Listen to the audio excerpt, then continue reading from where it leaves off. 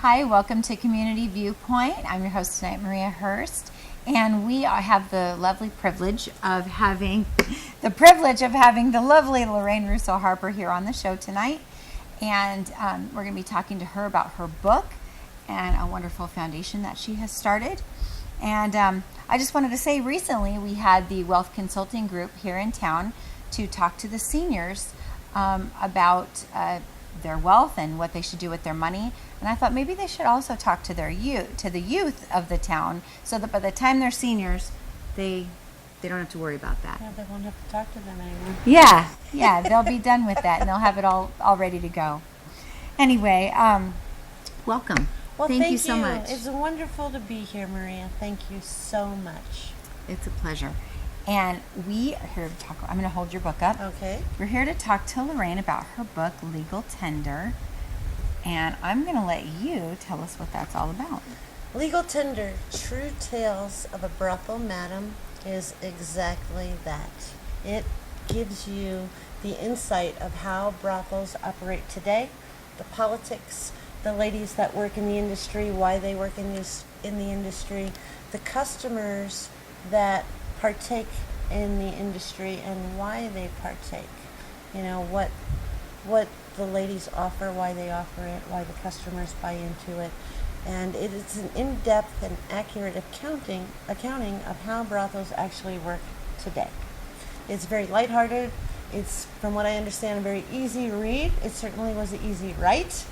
But I've gotten feedback from so many people that they say the minute they pick it up, they cannot put it down. That's So awesome. that's good. I can't wait to read it. And I wish I would have got my hands on it before today. But the next time we talk to you, I'll have already read this. I'm going to hold you to that. Yes, I'm going to do that. All right. What made you decide to write the book? You know, I had two very strong motives for writing the book. When I was in the industry, the misconceptions, the perceptions of people of what they thought brothels were and the people that worked in them. So it was kind of to set the record straight, you know, to clear up some of those misconceptions and to change perceptions. But the biggest reason that I wrote it was for Symphony Animal Foundation. I'm going to build a no-kill animal sanctuary out here in Pahrump.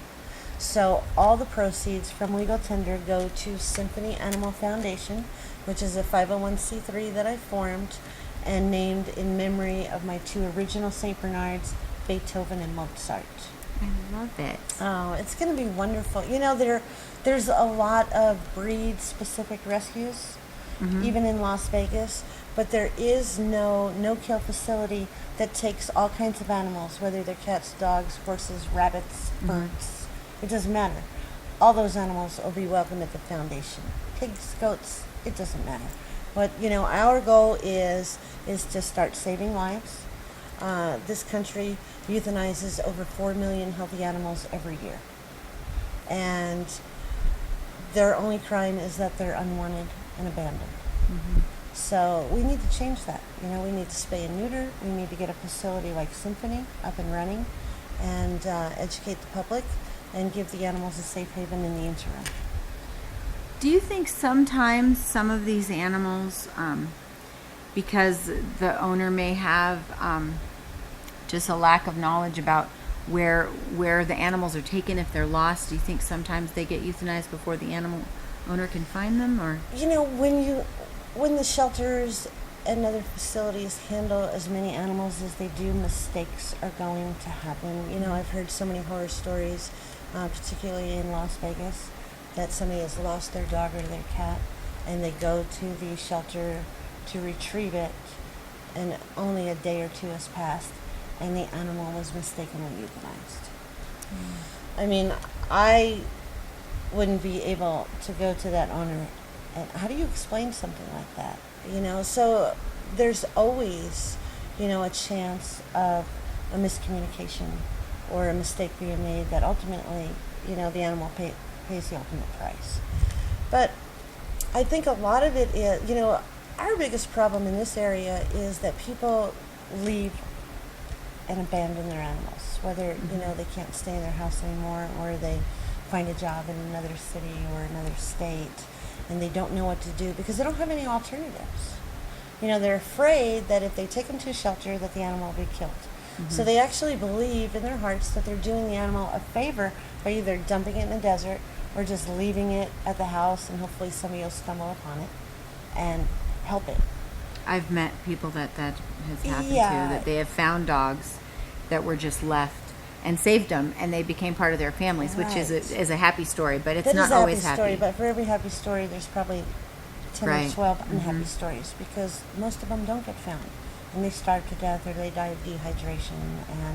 And the owners, you know, believe that they're acting in the best interest of the animal, and right now that's the only alternative they have because they feel that if they bring it to a shelter, that ultimately, if the animal doesn't get adopted, It's a it's for going to sure. be killed.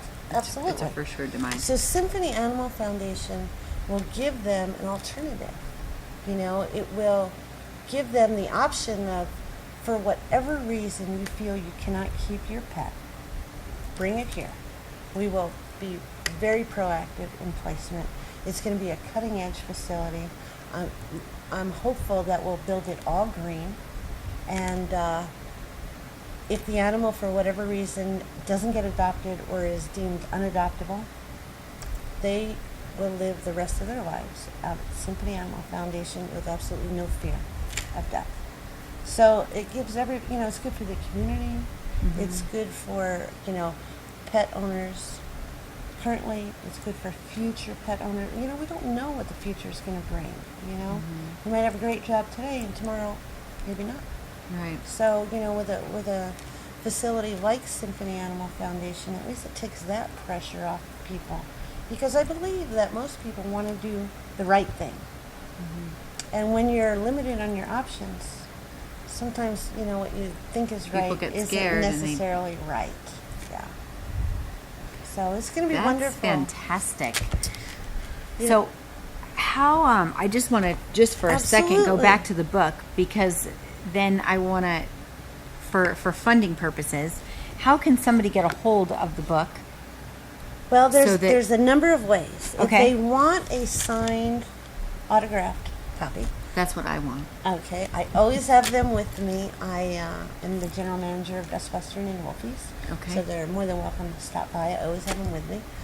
The Symphony Animal Foundation will have a booth at the Pahrump Fair and Festival, September 23rd through 27th. And so we'll have autographed copies there, and they can purchase the book there. Or you can get it online through Amazon. It's at Barnes & Noble. It's at Borders. It's at any major book outlet you can find legal tender. Okay. Yeah. That's awesome.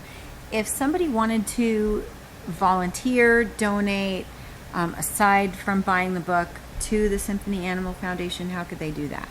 They can do that several ways. We Okay. actually have a volunteer application form that we're uploading on our website. Okay. The website for the foundation is symphonyanimalfoundation.org.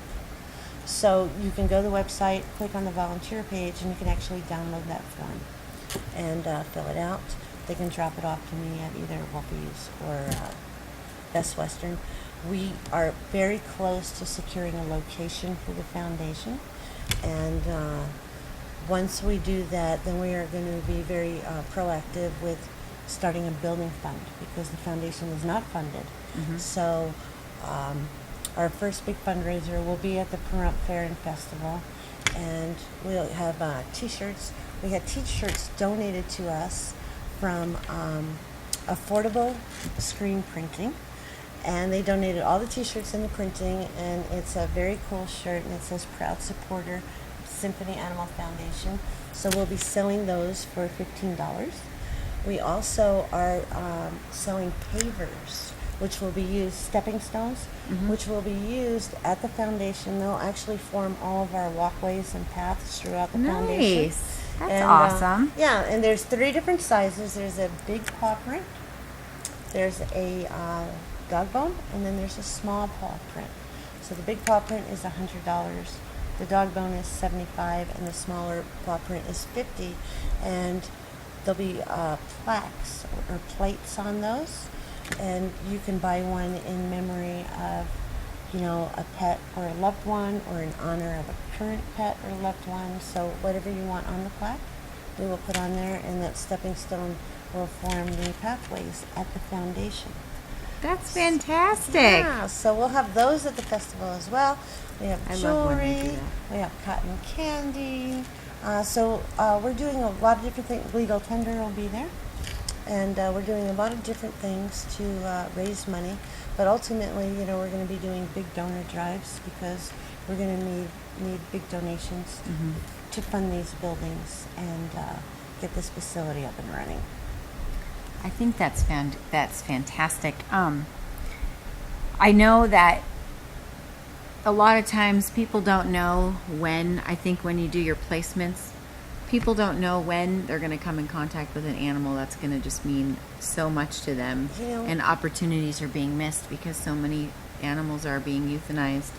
Oh, absolutely. And I know that you helped me when my first dog, when she got lost, and we found her, and I was so excited. Oh, and it's a wonderful feeling when you find them.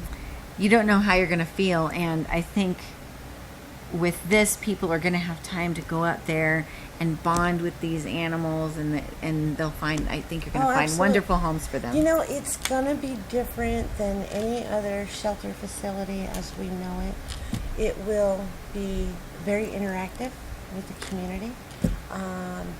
We will have a fostering program where people can take dogs home with them and keep them temporarily till we find a forever home.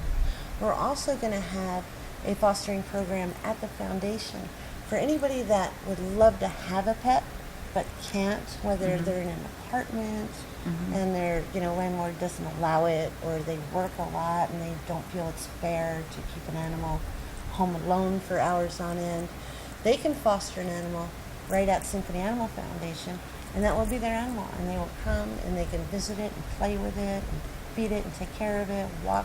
So there'll be several different programs so that anybody that wants to interact with the animals will be afforded that opportunity. That is awesome. So we're just about out of time, and I just want to get I want to get your website and your phone number out, or website. Both. You can Okay. have both. The Okay. website is www.symphonyanimalfoundation.org. And the phone number, which is my phone number for now until we get it built, it's area code 702-528-4997. If you'd like to volunteer, if you have ideas, something you'd like to see at the foundation, something you'd like to help us with, copy of legal tender, whatever it is, give me a call. I would love to speak with you. Thank you so much. Thank I'm so you. excited, and I'm getting my copy tonight of legal tender signed right here. Happy to do it. Thank you so much for Thank you, joining us. Maria. And My we're going to pleasure. have you back to see how your progress is going. Perfect. I'm looking forward to it. And we'll see you at the Fall, I keep wanting to say Fall Festival. The Prump Prump Fair Fair and and Festival. Festival. We'll see you there. Thank you. All right. Good night, everyone. We'll repeat Friday at 12:30.